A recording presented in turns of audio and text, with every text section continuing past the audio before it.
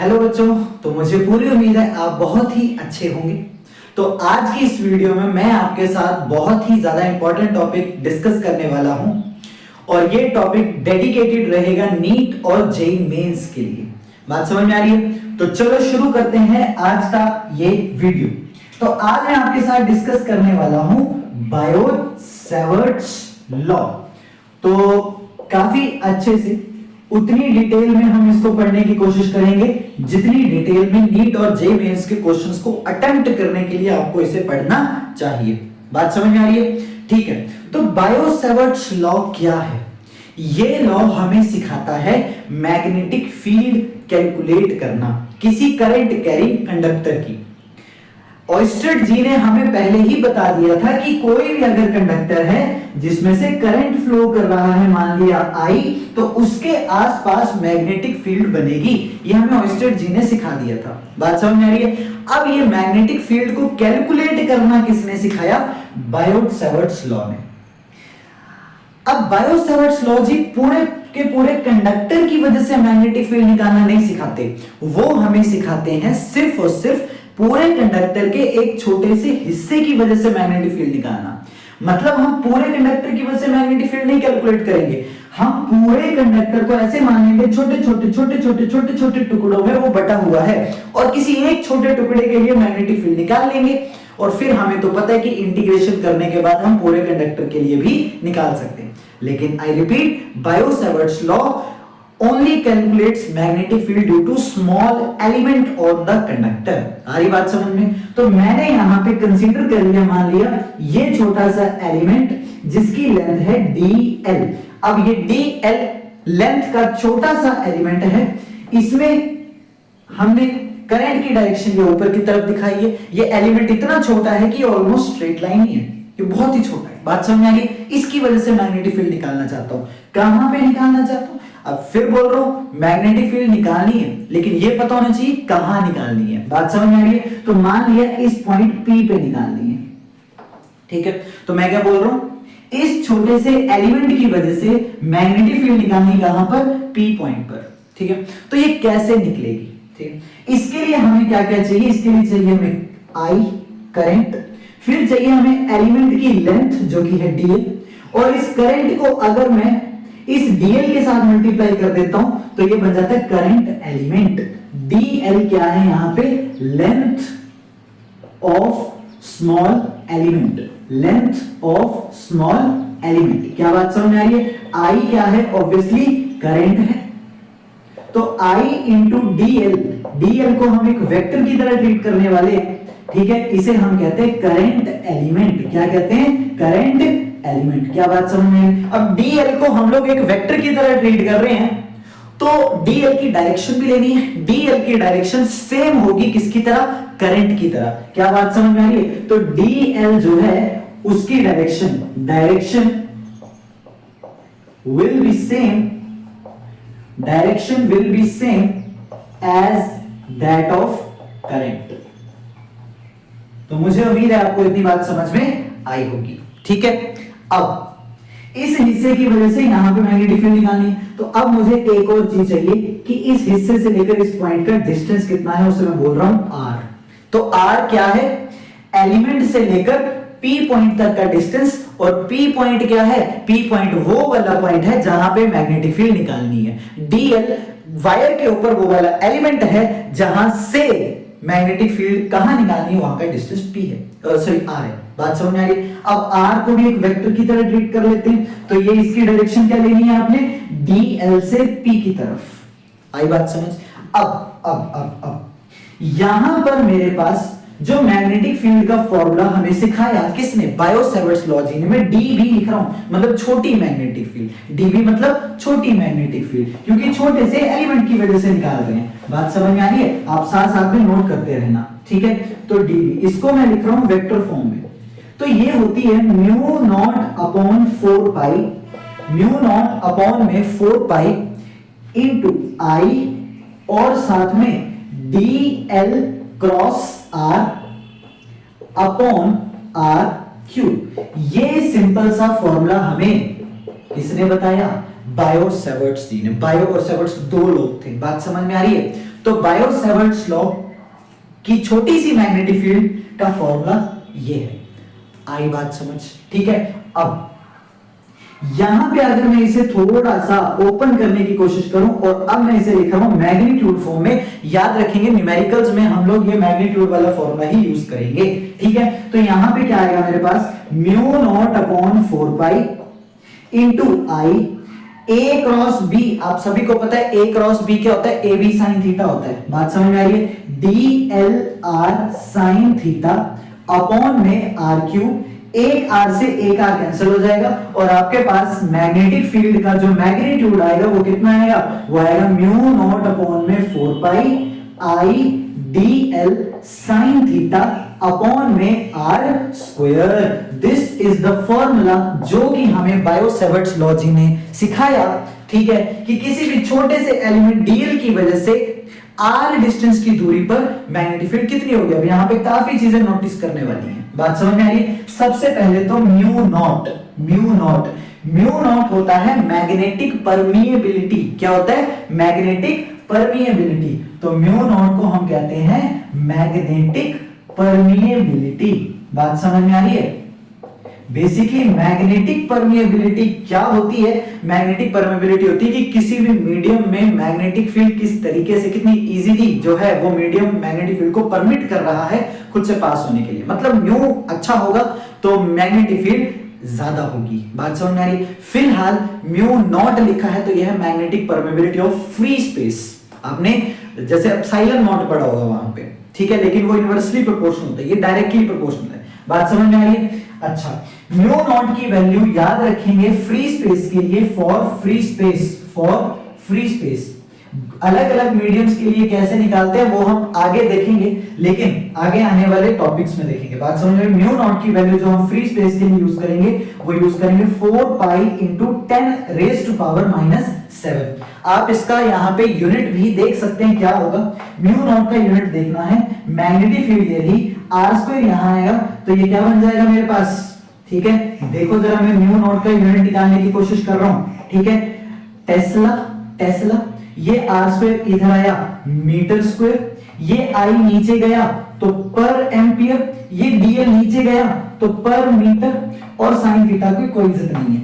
अब मीटर को देखो 2 - 1 एक ही मीटर रह जाएगा तो मेरे पास म्यू नॉट की ये वैल्यू आएगी विद उसका यूनिट। क्या बात समझ में आ रही है? और ये आपको याद रखनी है। ठीक है, आगे चलते हैं। आई तो करंट है, डीएल है उस एलिमेंट की लेंथ जिसकी वजह से हम मैग्नेटिक फील्ड को कैलकुलेट करने की कोशिश कर रहे हैं। थीटा क्या है? Theta is very important. ठीक है, थीटा इज वेरी इंपॉर्टेंट। आप देखें यहां पे अगर ये वायर है और यहां मैंने डीएल लिया है, ये है डीएल की लेंथ और डीएल की डायरेक्शन, डीएल की डायरेक्शन वही लेनी है जो कि करंट की डायरेक्शन है। वही अगर मैं आर की बात करूं तो ये है आर, और डीएल और आर के बीच ये जो एंगल बना ये थीटा है, तो मैग्नेटिक फील्ड जो है इस थीटा पे भी डिपेंड करेगी। देखो साइन थीटा आ रहा है यहाँ पे। क्या बात समझ में आ रही है? तो what is theta? Theta is angle between DL and R. What is theta? Angle between DL and R. What is theta? Angle between DL and R. सारी बात समझ में? डीएल और आर के बीच अगर ये पॉइंट मैं यहां लेता तो आप देखते आर आपका कुछ ऐसा बनता और थीटा कुछ बड़ा बनता, थीटा अलग आता तो सारी बातें ही अलग हो जाती यहाँ पे। बात समझ में आई है? तो ये सारी चीजें आपको ध्यान देनी है मैग्नेटिक फील्ड को कैलकुलेट करते टाइम। क्वेश्चन करके देखते हैं और देखते हैं कि हम कितना सीखे। बात समझ में आ रही है? चलो ठीक है, उसके बाद मैं डायरेक्शन की बात भी करता हूं आपके साथ।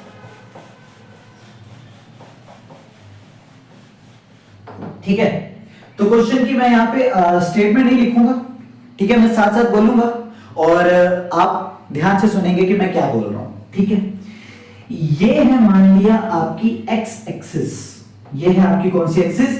एक्स एक्सिस, और ये है आपकी वाई एक्सिस। बात समझ में आ रही है? वाई एक्सिस, और एक वायर है, wire is along x axis और उसमें आई करंट फ्लो कर रहा है। आई कितना है मान लिया 10 एम्पियर, तो करंट फ्लो कर रहा है अलोंग एक्स एक्सिस। क्या बात समझ में आ रही है? ये है पूरी की पूरी वायर जिसमें 10 एम्पियर का करंट फ्लो कर रहा है। बात समझ में आ रही है?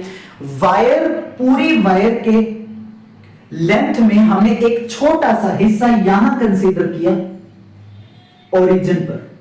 बात समझ में आ रही है? ठीक है। और इस हिस्से की जो लेंथ है मान लिया वो है 0.2 सेंटीमीटर। 0 तो वो बहुत लंबी वायर है, उसमें हमने ये छोटा सा हिस्सा कंसीडर किया। बात समझ में आ रही है? ठीक है, 0.2 सेंटीमीटर। ठीक है, और अब मैं कह रहा हूं find magnetic field, find magnetic field, ठीक है, due to the given portion of wire, magnetic field due to given portion of wire, जो कि ये वाला पोर्शन है, ठीक है, on y axis at a distance of 10 centimetre. बात समझ में आ रही है? तो ये हमारे पास क्वेश्चन है। आपके पास एक बहुत लंबी वायर है, उस वायर में हमने एक छोटा सा हिस्सा ओरिजिन पे कंसीडर किया 0.2 सेंटीमीटर लेंथ का, और हमने इस छोटे से हिस्से की वजह से क्या निकालनी है? मैग्नेटिक फील्ड निकालनी है। कहां पर निकालनी है? इंपॉर्टेंट है, मैग्नेटिक फील्ड निकालनी है, और फिर इंपॉर्टेंट है कहां पर निकालनी है। बात समझ में आ रही है? तो कहां पर निकालनी है? हमने निकालनी है y एक्सिस के ऊपर। कहां पर निकालनी है? y एक्सिस के ऊपर। कितने डिस्टेंस पर? 10 सेंटीमीटर। यानी यहां से कहीं यहां P पॉइंट है मान लिया, जहां पे मैग्नेटिक फील्ड निकालनी है, और वो यहां से कितना ऊपर है? वो यहां से 10 सेंटीमीटर ऊपर है। यहां पे मुझे मैग्नेटिक फील्ड निकालनी है। अब आप जरा कंपेयर करो जो मैंने आपको सिखाया। हमें यहां पे dl लेंथ की मैग्नेटिक फील्ड निकालनी थी, और यहां से r डिस्टेंस पर निकालनी थी। हमें ये थीटा भी चाहिए था, और हमें वो सब कुछ चाहिए था। चलो देखते हैं अब हमारे पास इसके साथ अगर इसको कंपेयर करें तो क्या है। सबसे पहले किस पोर्शन की वजह से निकालनी? ये वाले पोर्शन की वजह से, और इसकी लेंथ कितनी है? 0.2 सेंटीमीटर है। कितनी है? 0.2 सेंटीमीटर है। तो यहां पे अगर मैं बात करूं तो मेरे पास जो dl है ना, dl, क्योंकि जिस पोर्शन की वजह से निकालने हैं तो इस पोर्शन की लेंथ को ही dl बोलते हैं। वो dl कितना है मेरे पास? वो है 0.2 सेंटीमीटर। कितना है? 0.2 सेंटीमीटर। आ रही बात समझ में? 0.2 सेंटीमीटर। इसको मैं मीटर में कन्वर्ट कर लेता हूं। ये कितना हो जाएगा? 0.2 into 10 raise to power -2 metre. ये आ गया मेरे पास डीएल। आ रही बात समझ में? आ रही बात समझ में? आ रही बात समझ? ठीक। अच्छा, अब डीएल आ गया। आर भी है ना मेरे पास। पोर्शन से कितना दूर मैग्नेटिक फील्ड निकालनी, इसी को तो आर बोलते हैं। तो आर कितना है मेरे पास?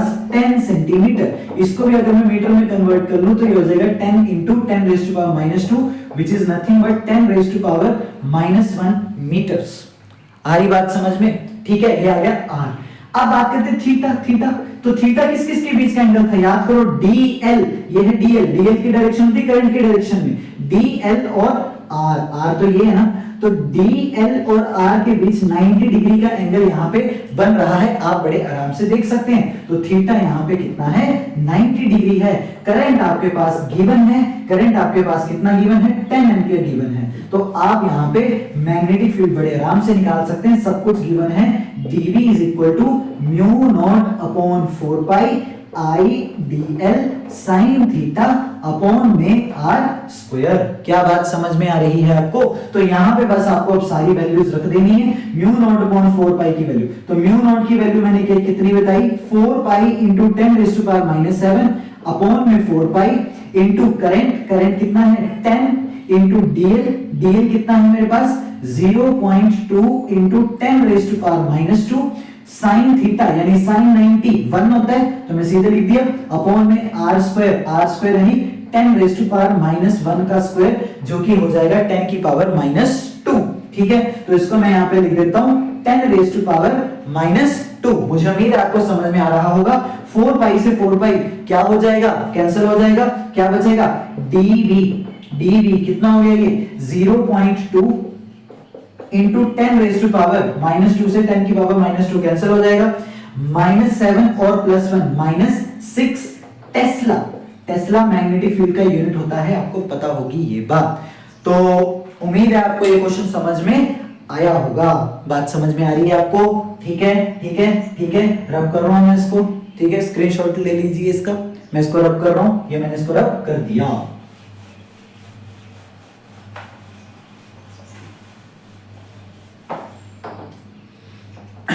सारी बात समझ? ठीक है। अब फॉर एग्जांपल मैं आपको बोलूं कि ये आपके पास 5 एम्पियर का करंट यहां पे फ्लो हो रहा है, ठीक है। आप मुझे यहां पर कहीं मैग्नेटिक फील्ड निकाल के बताओ, ठीक है। ये मान लिया साउथ डायरेक्शन है, ये नॉर्थ डायरेक्शन है, और ये है आपके पास नॉर्थ ईस्ट डायरेक्शन। बात समझ में आ रही है? ये है आपके पास ईस्ट डायरेक्शन, ये है वेस्ट डायरेक्शन, ये है नॉर्थ ईस्ट। अब आपको पता होना चाहिए कि नॉर्थ और ईस्ट के बीच 90 डिग्री एंगल होता है, तो इन दोनों के बीचों बीच आता है नॉर्थ ईस्ट, तो ये जो एंगल होगा वो 45 डिग्री होगा। कितना होगा? 45 डिग्री होगा। बात समझ में आ रही है? अब कुछ भी नहीं है, मैं यहाँ पे अगर एक एलिमेंट ले लूं, मान लिया 2 सेंटीमीटर का, और आपसे पूछूं कि बताओ यहाँ 8 सेंटीमीटर दूर यहाँ पे मैग्नेटिक फील्ड कितनी होगी, तो आप बड़े आराम से बता सकते हैं। DL आपके पास कितना हो जाएगा? 8 सेंटीमीटर। R कितना हो जाएगा? DL आपके पास 2 सेंटीमीटर, इसको आप मीटर में कन्वर्ट करना। R आपके पास कितना हो जाएगा? 8 सेंटीमीटर। थीटा आपके पास 45 डिग्री, और I आपके पास 5 एम्पियर हो जाएगा। आप फिर से वही सेम फॉर्मूला लगाएंगे और आपके पास आंसर आते चले जाएंगे। क्या बात समझ में आ रही है आपके पास? ठीक है, तो ये है बायो-सैवर्ट्स लॉ। बायो-सैवर्ट्स लॉ में और है ही नहीं कुछ। बात समझ में आई? बायो-सैवर्ट्स लॉ के अब इसके बाद एप्लीकेशंस आएंगी जो कि बहुत इंपॉर्टेंट है। वहीं से जेईई मेंस और नीट में आप देखेंगे क्वेश्चंस ज्यादा बनते हैं। यहां पे ज्यादा कुछ नहीं, यहां पे जस्ट फॉर्मूला है एक। बात समझ में आ रही है? ठीक है। डायरेक्शन की बात नहीं कर लेता हूं, हालांकि डायरेक्शन कैसे हाथों से निकालते हैं वो हम नेक्स्ट लेक्चर में डिस्कस करेंगे, जब मैं बायो-सैवर्ट्स लॉ की एप्लीकेशंस डिस्कस करूंगा आपके साथ। बात समझ में आ रही है? अभी आप ये देखें कि dv मैंने क्या लिखा था, अगर मैं वेक्टर फॉर्म में बात करूं, ठीक है। अगर मैं डायरेक्शन की बात करूं तो मैं यहां पे क्या बोल रहा हूं, ठीक है। मैंने यहां क्या लिखा था? मैंने यहां पे लिखा था कि अगर I करंट फ्लो हो रहा है, dl यहां पे है, ये थीटा है, ये r है, यहां पे मैग्नेटिक फील्ड कितनी होगी आपके पास? Mu not upon 4 pi I into dl cross r, और अपॉन में r क्यूब, यही था।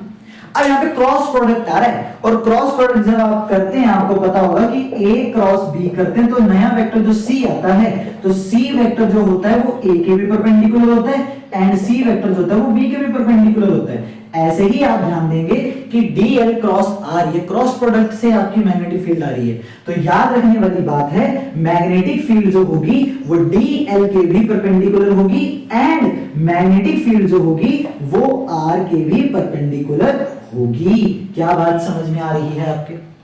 तो मैग्नेटिक फील्ड जो है वो कुछ ऐसी आएगी कि वो DL और R दोनों के परपेंडिकुलर आएगी, ठीक है। अब ये डायरेक्शन कैसे निकालते हैं इसको मैं डिस्कस करूंगा नेक्स्ट लेक्चर में, जब हम बहुत ही इंपॉर्टेंट बातें यानी एप्लीकेशंस ऑफ बायो-सैवर्ट्स लॉ डिस्कस कर रहे होंगे, ठीक है। तो इस सीरीज को आप कंटिन्यू जरूर रखें, फॉलो करें, ठीक है। और बाय बाय, मिलते हैं नेक्स्ट क्लास में एप्लीकेशंस ऑफ बायो-सैवर्ट्स लॉ के साथ।